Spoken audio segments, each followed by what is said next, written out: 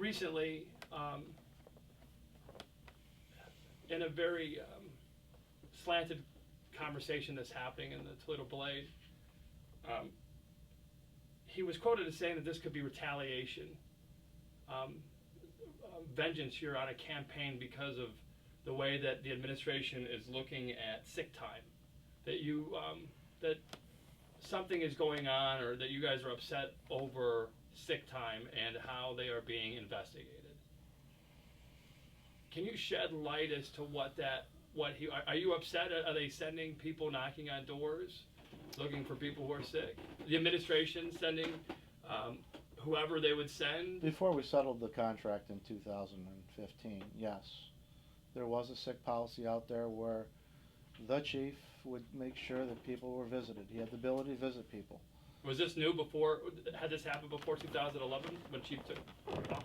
No, I don't believe so. I believe the policy came in under Chief Santiago, and it was negotiated in the contract of 2012, okay, which gave the chief the ability to visit people that were calling off on sick. Now, the problem is that he was visiting people or having his battalion chiefs, whose sole responsibility is to run the districts, run the fire department on the streets, his battalion chiefs. There's 3 battalions in the city of Toledo. They were going not only inside the city or in the district, they were going outside of the state to visit people who were off on extended sick, people who were off injured, workers' comp injuries. We sent a battalion chief all the way up to Detroit for months and months and months, every B shift day, just to see if an injured member was home. Not if they were sick or something they could do to help them, just to see if they were home. We had a captain over at Station 5, great young captain. Had an EMS call, came in on Clinton Street, or Vinton, might have been, I don't know, was it Vinton or Clinton? I think it's Clinton. And came in as an EMS run, emergency medical run. And when he showed up at the house, he had a mother doing CPR on 2 kids on the front porch with their house on fire. Not what he expected, but as a professional like he is, he handles that run without a niche, no problems. He calls for additional help. He gets more life squads there. He calls for additional units. First of all, he makes sure that the kids are taken care of, that they receive proper care, they get CPR, they get to the life squads, they get to the hospitals. And in that meantime, he's multitasking. He's going upstairs, finding out what's on fire, shutting a door to make sure the fire is isolated to stop its spread. And it's a big event. Potentially two fatals, 2 kids, which are tough. He's got young kids. Those runs will haunt you for the rest of your life, and especially if they're not handled properly. Throughout the course of this run, he hears a deputy of operation make some inappropriate comments towards the battalion chief who was there that day. And I'm not going to say on radio or on tape what he said, but I will. He referred to a female battalion chief as a fucking idiot because it's on paper. And then later it was reported to him that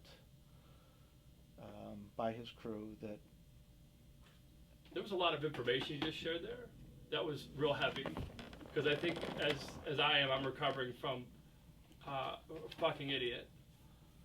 Who said it? And into the deputy chief of operations over this. No, not over the radio. Okay. Not over the radio. When the captain walks into the room where the fire was originated, the deputy of operation makes that comment. Do you know who it was directed at? Did not. Mike didn't either. So he asked the question, excuse me, is that, because he just walked in the room, is that directed towards me? And he said no, it was directed towards Chief Davis.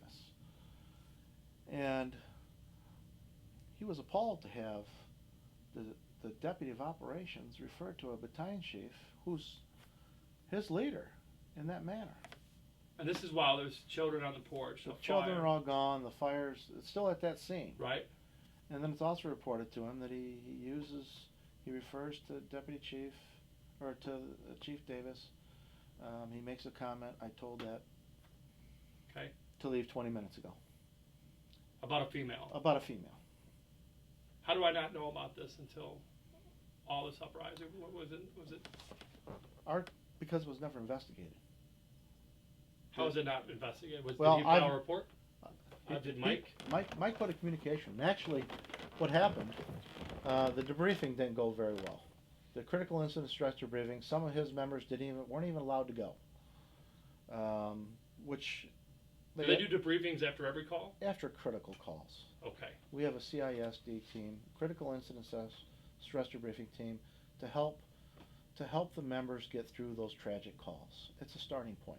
And in that they refer them to EAP to let them know that there's nothing wrong with going and getting help, mental health, because what they see is tough.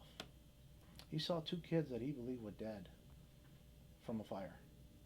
And then it was reported to him that a deputy chief is using inappropriate terms, sexist terms, towards his commander. A couple days go by, they have the debriefing, and next thing you know, I mean, he hasn't slept for days. He's still coming to work, but he hasn't slept. You know, he's getting 1 to 2 hours a night, that's all.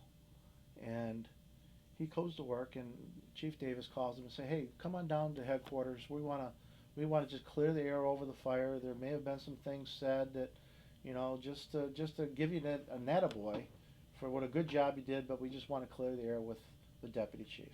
And this was Chief Davis that was the target of the comments? Targets of the comments. Did she know at that time? I would say yes, she should have known by at that time. How inappropriate is that? Totally inappropriate. In today's society, I don't know why you would have a leader at One of the that white level, shirts. one of the white shirts, second or third in command, make comments like that. But if you look back at his history, you would understand why. Because even as a battalion chief, he was totally unprofessional, and his actions in the engine house were outrageous. But yet the chief, Santiago, made him his third in command. Is he still working? No, he's retired. Okay. Feels So like anyhow, he goes down to get an attaboy and figure out what's going on, to clear the air. And the first thing that he walks into is he's pulled into the Office of Internal Affairs, and he's being investigated on spreading rumors about the deputy chief. He was targeted for making those comments, for standing up and notifying, whistleblowing. Absolutely. He's off then on mental stress. Mental stress. He's seeking help. Right. He's off work. He's using his own sick time. Off work. This isn't a work comp claim because there's no injury. But he has just been through the ringer. One of the toughest runs you can run across, especially if you have kids. And now he's being investigated. And they start to visit him at home to make sure he is home. That is it. The visitation is clearly a drive-by, show your face out the window to make sure you're home. It's not... You're not allowed to leave when you're on sick leave, your house? That was the city's policy. You must remain at home while you're using sick time. Absolutely. The entire time, like house arrest? Like house arrest. Well, it was supposed to be only on your shift days, but under Captain Posadny's situation, he was visited on a day that wasn't his shift day. And on that day, he was at his new house. He was in process of moving. And he had some workers coming over to do some work in his house, so he let him in the house. A deputy or a battalion chief shows up at his house, his residence, banging on the door. His wife doesn't understand what's going on, other than she sees some white shirts banging on her door, trying to get answers. So she calls Mike, and he comes home. And there's a yelling match in the parking lot. Not a yelling match, it's a one-side yelling match between the chief and calling him a liar and abusing of his sick time. Not Chief Santiago, but... How far along is this past that moment with the baby, with the children? How is it?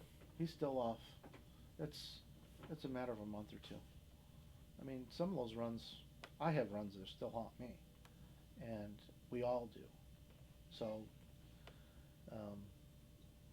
I'm sure he is not sleeping. He is not fit. He's actually seeing a doctor for it, and they know that he's seeing a doctor for it.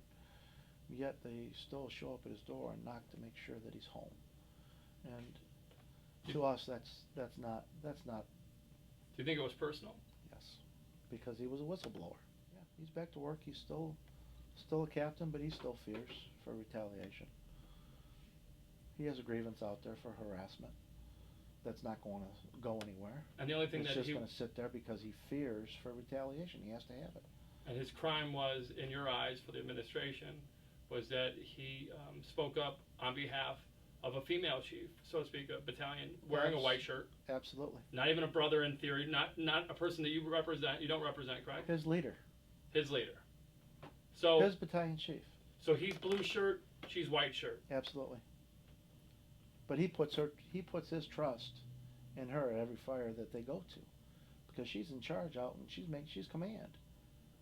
And yet to have comments made like that to your commander, what does that tell the rest of the troops? How do you think Chief Santiago plays into that role of that story? Where is how would you put that blame towards him? He has to know what his operations deputy is doing. I know he knows. I had to call the chief. I'm working with the chief on a one-on-one basis. His wife is afraid to move back in. I don't know how deep I want to go with this. That's fine.